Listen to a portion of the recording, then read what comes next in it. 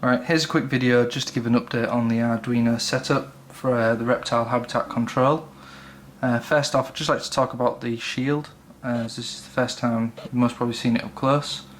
As you can see, there's not a great deal to it, but basically this routes all the inputs and outputs from the Arduino to the different sensors that can be used to control the environments.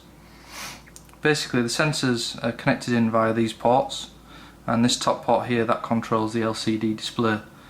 We've got a small potentiometer here, which is for adjusting the actual display contrast.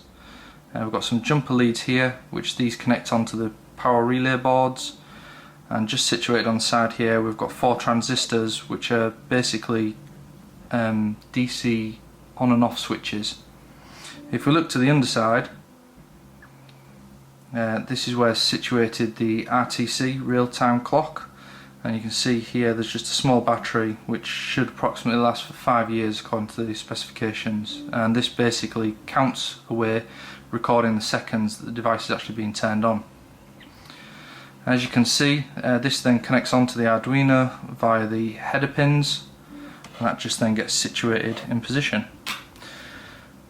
Right, from what you can see here, we've got the setup with just a few inputs and outputs connected up, and here we can see the standard display indicating the information we require. So at the top we've got our hot indication with then the temperature.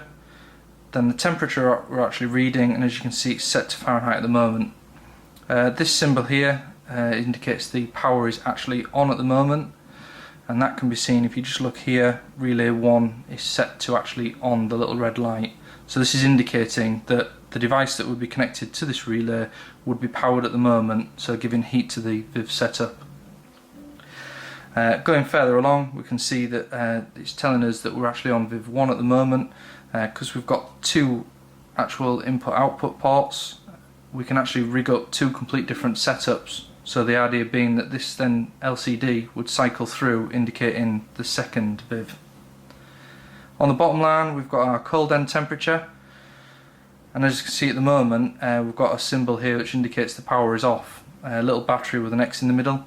This is indicating at the moment that the fan is actually not required to be on to give the temperature variation across the Viv. And as we can see at the end, there's a little moon symbol, a bit hard to see in the camera, but the lights are actually blue at the moment. I've actually turned them down as well because they're too blinding on full power for the display. Right, so just to see the system in action, if I start to warm up the hot end temperature just by my body heat, you should see the top temperature start to rise. Now at the moment this is set to 85 Fahrenheit to cut off, so as you should see in a second, when it actually hits that temperature the power relay should switch off, and there we go. You can hear the relay turn off, the light is now gone, and same again, the power indication indicates the heater is no longer on. There we go, it should turn back on again. Right, just leave that there. Same again with the cool temperature. I'll just increase the temperature at the cool end. Same again, once this temperature is actually hit we should see the power go on and the fan should actually start to turn. There we go. As you can see now we've got a power indication of 25% and there's full power. And as that actually cools down we'll start to see that battery symbol start to drop. There we go, it's dropping, and in a second there we go, it's shut off. So that's then indicating we've gone within our parameters for the temperature.